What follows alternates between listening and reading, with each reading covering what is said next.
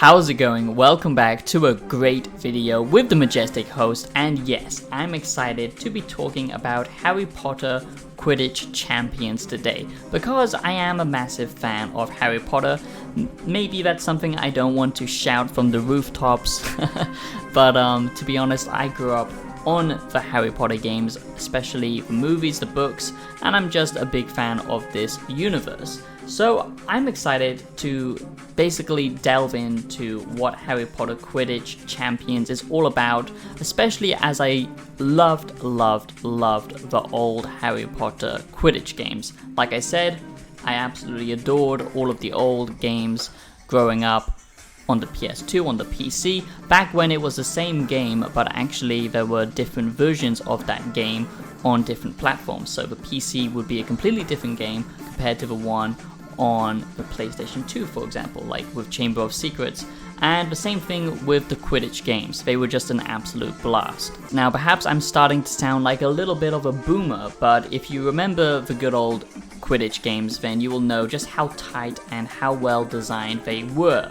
And they were just a good all-around, sports game, but with a Harry Potter flair to them. You couldn't really ask for much better. The AI was quite smart, and the controls were snappy, and I loved the visual design of the older Quidditch games, so I have very fond memories of these games growing up. But I was kind of shocked to see that we are getting a standalone Harry Potter Quidditch Champions game, especially when we've got such a masterpiece already with Hogwarts Legacy. To be honest, it's quite shameful that Hogwarts Legacy did not get a full Quidditch DLC mode or anything like that. Perhaps some little sweaty paws were greased behind the back doors that we didn't get to see as to why we didn't get a proper DLC for this game, because it could have easily been done, and even some mods have actually done that.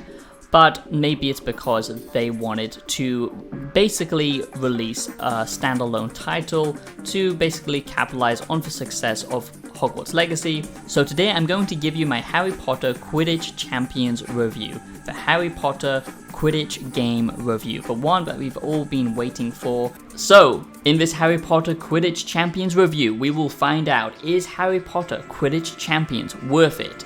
Is it worth your time, and should you buy it? And I usually do a webcam for all of my videos, but the reason I'm not doing it for this game is because this game is actually a very small game, okay? It's not AA.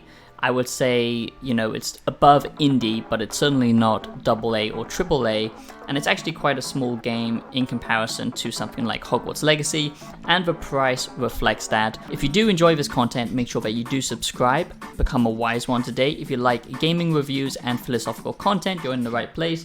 Just subscribe. It only takes you 2 seconds, but it would mean a lot to me, especially if you are a fan of Harry Potter. I've done a massive Hogwarts Legacy deep video essay onto it, so go check it out and subscribe. Basically, there's not much that's been shown off about this game, and that could be hiding some skeletons in the closet. That's why it's important to do these early reviews as well as my deep yearly reviews. But I will just quickly say that this game is not going to be for everyone. First of all, let's just address the elephant in the room, which is the art style. It's clearly Fortnite inspired, and that's because they want kiddies to grab this game. I'm sure that is the target demographic, not sad, late 20-year-olds who are still fans of Harry Potter like myself. So it's understandable that the art style is not that interesting. It's just trying to capture that wide audience coming off of Fortnite. But I do have to say, I don't like it. I think everyone looks too polished and very cartoony. They could have gone for a much more aesthetic design, similar to the older games. Going back to the good old memories of your old Quidditch days, they were very simple in how they played, and basically you wouldn't get much difference between the characters, and you could just pass it around, juggle different characters, but they would all pretty much play the same. This one is quite different, and I wouldn't say it's very deep, but this is basically the most complicated Quidditch game that we have got so far. So for fans of this universe and Harry Potter, people who love Quidditch, you will definitely enjoy this. So first positive, let's talk about the maps, okay? So we actually get a lot of different maps. We have variations of Hogwarts. This is all based on the early hands-on gameplay that I've seen.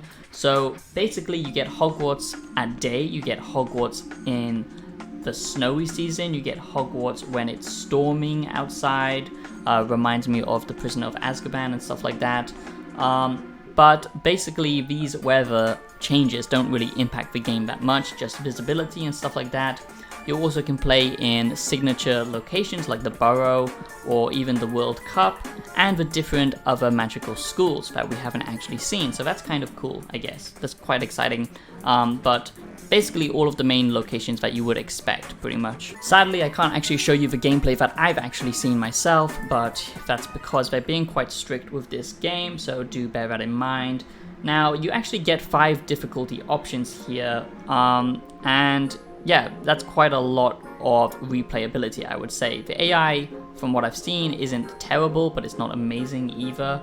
But yeah, the 5 difficulty options basically allow a lot of, casual players to get into this, and for people who are looking for a challenge, you can also do that as well, because it's like a star-based system. Another positive that I like a lot is they are including, moves that we know from the books and the movies. You can do full-on dives, you can deflect the bludgers, kick out, and all that kind of stuff. And the biggest positive, like I said, is each of the different Quidditch players all play differently, okay? So for example, a beater has the ability to lock on to their target, and this will boost their actual attack with, chucking a bludger at someone, for example. So that's very cool. You also can do cool moves like stand up on your broom, drift, and basically dodge out the way.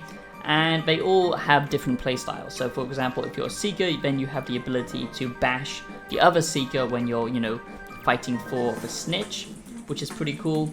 I always thought, was this actually needed? Because back in the older Harry Potter games, we would always get Quidditch included in them, and they're always so fun and very simple, but honestly, this feels like it is fleshing it out, but I don't know if it's actually worth a full game. I think for massive fans, this will be worth it, but honestly, like I said, this would have been much better if we could have just got it as a DLC for Hogwarts Legacy. Everyone loves that iconic scene in the Chamber of Secrets when Harry and Malfoy are, trying to capture the Snitch, and they go kind of off the main Quidditch field and kind of go in between the kind of logs and stuff like that. That's always fun, and you can do that in Hogwarts Legacy, and it would have been so cool if they just fleshed it out, but sadly they didn't. But still, I think, the fact that we haven't actually got a proper Hogwarts inspired Quidditch game, this is going to fill that need, even if it does do some things that I don't like. I do hope you're enjoying this Quidditch Champions review, especially as this is, pretty much the first time we can actually play as the iconic characters. That is the next positive. The fact that you can play as the characters from the movies, this is going to be a big thing for many of the fans, as we haven't seen them in a very long time in gaming. It's just a shame that they've basically become glorified Fortnite characters. I just hope to God that I won't see Harry Potter or Hermione or Ron doing like a goddamn Fortnite dance. Story mode, multiplayer mode. But what's really disappointing, and this is a negative, is the multiplayer is only 3 players versus 3 players. That means you will be getting bots. I would like to see a competitive mode where it's a full team. The next negative, I would have to say, sadly, is the HUD elements, okay? They are very flashy, very over the top. If you look back at the older Quidditch game that I showed you before, it doesn't have any of that kind of stuff on screen, but the actual gameplay that I've seen of this, that I can't show you, sadly, it's actually very flashy, and you have lots of these different effects. It's very hand-holdy. Like I said, this is geared towards a younger audience, but some people, like myself, do have an interest in this, and yeah, that puts me off a lot. I just hope you can customize that and turn it off, but it's quite overbearing at times, and it does feel a little bit restrictive, especially for a Quidditch game in which you want a lot of freedom, and you can actually compete for the World Cup, which is pretty cool. And another big positive that I didn't expect is actually there's a kind of a little bit of RPG elements onto this game. For example, a lot of the loot and benefits that you get for successfully winning a match is going to be cosmetics, which I don't really care about. But you do get to customize your broom as well.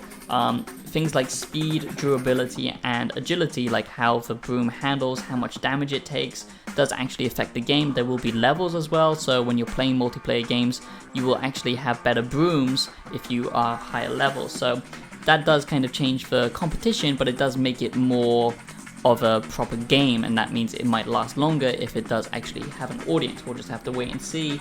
But yeah, it's pretty cool that you can customize your brooms.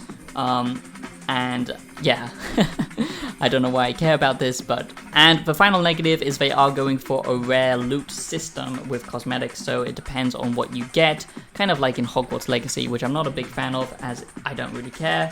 And some people are not going to be a fan of the bots. But honestly, all in all, although it doesn't have the same charm as Hogwarts Legacy or the older Quidditch games, like I said, the HUD elements are overbearing and too much hand-holding in the new Quidditch Champions. Just wait until you see the full gameplay of it, and then you will understand what I'm talking about. But yeah, I do hope you enjoyed this Harry Potter Quidditch Champions review. This isn't like a big detailed review that I usually do, but it's just a small game, so I thought I would just quickly cover it. And yeah, just let me know what you guys think down below in the comments, and I'll be seeing you in the next video. Have yourselves a great day, and stay wizard. And make sure you work your magic onto my face, work your magic on my face, just work your magic on my face, liquid bath on my face, Sebastian Swallow.